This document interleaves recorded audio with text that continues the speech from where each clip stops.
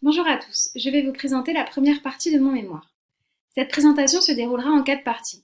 Tout d'abord, la présentation de l'entreprise où j'effectue mon alternance, ensuite les thèmes abordés dans ce mémoire, la revue de littérature et enfin la problématique qui en découle.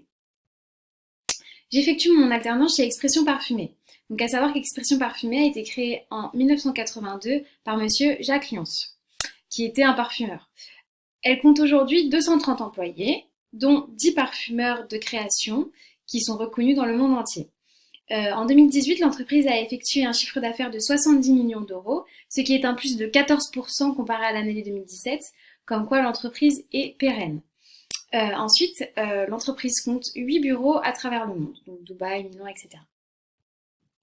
L'entreprise compte 4 grosses activités. Donc tout d'abord la parfumerie fine, qui représente 40% du chiffre d'affaires. Ensuite, l'hygiène et beauté, qui représente également 40% du chiffre d'affaires. L'ambiance, qui représente 15%, et la détergence, qui représente 5%. Donc, après avoir effectué tout mon diagnostic stratégique sur l'entreprise et son milieu, il y a 4 grandes forces qui ressortent. Tout d'abord, les clients ayant de gros capitaux engagés sur le long terme, donc par exemple Total. Il faut savoir qu'il y a du parfum dans l'essence. Et d'autres clients comme Sephora, L'Occitane, Aesop. Donc, ce qui est important aussi pour l'entreprise, c'est qu'ils sont présents sur tout type de segment, donc c'est-à-dire déodorant, douche, bougies, détergents, tout ce qui peut être parfumé. Ensuite, il y a un rendement de production qui est très important, qui est ce qui permet des délais de livraison courts, ce que les clients recherchent beaucoup. Et ensuite, le développement de parfums naturels avec notre gamme Natco. Donc, à savoir que la naturalité est de plus en plus demandée par les clients, donc c'est un segment très important.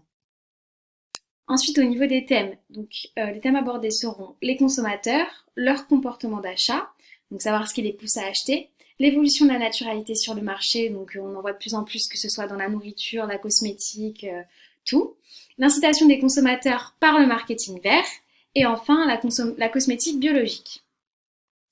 Donc pour ma revue de littérature, j'ai décidé d'effectuer un travail de recherche donc en entonnoir, donc c'est-à-dire de quelque chose de moins précis à quelque chose de plus précis. Donc en grand 1, le comportement du consommateur ainsi que leur comportement d'achat et l'évolution vers une démarche plus éthique et respectueuse. Donc encore une fois, cette idée de naturalité. Ensuite, l'évolution du marché du naturel avec la consommation dite éthique et le marketing vert. Enfin, les cosmétiques avec l'évolution du marché de la cosmétique et la tendance des cosmétiques naturels qui est très très importante en ce moment, on en voit beaucoup. Donc en a découlé cette problématique que je trouvais très intéressante.